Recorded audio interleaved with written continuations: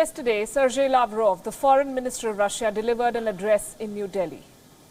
Lavrov is arguably the second most powerful politician in Russia.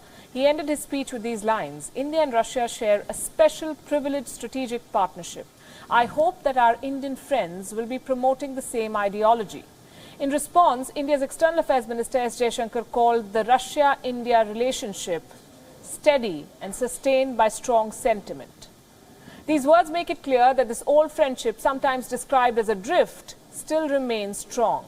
So how does India see the shake-up in Russia? How does India see Putin's attempt to remain in power? And what does this mean for the relationship? India has a remarkable history of democracy, we know.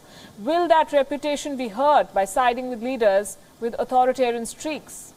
And what about China, the elephant in the room? The only thorn, if I may, in India-Russia ties. On WION Edit, that's what we'll discuss. One thing is clear: Vladimir Putin is poised to stay in power for a long time. This change is being done in line with the democratic traditions of Russia, quote unquote. The move should bring some stability in Russia, and that is only good news for India. If Putin wields absolute power, he threatens Russia's democracy, yes, but that is something for the Russian people to decide, not India. The only concern for India is its equation with Russia is China. China has been a traditional, historical and ideological ally of the Kremlin.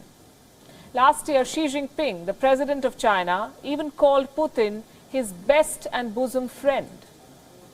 In the past, the China-Russia relationship has blown hot and cold. There was a border dispute which ran for many decades. China did not help Russia's efforts to build its might in West Asia. And given this friction, Russia viewed India as a possible leverage against a rapidly rising China. Russia pushed for India's inclusion in the SCO, the Shanghai Cooperation Organization, with this in mind. But a lot has changed since then. The world saw a financial crisis in the last decade. Russia annexed Crimea from Ukraine. Russia's economy dwindled. Beijing and Moscow came closer. Financial help from China was a major reason for Russia's recovery from the 2008 economic crisis. And since then, Russia and China have expanded their ties. As of 2017, Russia's top export destination is China, and its top import origin is also China. China invests 10 times more in Russia than what Russia invests in China. Last year, Russia even dumped $100 billion from its reserves. Kremlin holds 25% of the total yuan reserves in the world. In comparison, India and Russia have strong defense ties. Yes, there's trade as well and historical ties. 70% of India's defense supplies come from Russia.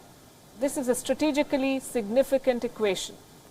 4 months ago, during Indian Prime Minister Modi's visit to Vladivostok in Russia, Putin insisted on an alliance with China and India, which is tricky. In fact, he's looking at joint alliances with India, China and Turkey to counter American influence in the region. But India and China have their own contradictions. Same for India and Turkey. So New Delhi should see Putin's continuity in office and his growing closeness with China in this perspective too. By the way, it's unlikely that Putin will have his way without any resistance in Moscow. 8 years ago, when the then Prime Minister Vladimir Putin swapped his job with the then President Dmitry Medvedev, large street protests broke out in Moscow. And now the opposition is more visible and active in Russia than it was in the year 2012. India must navigate this equation with equipoise. Let the Russians decide what they want. Maintain strong ties with Russia. India has a serious task at hand. New Delhi must assert itself in the Indo-Pacific and prevent China from disrupting its relationship with Russia.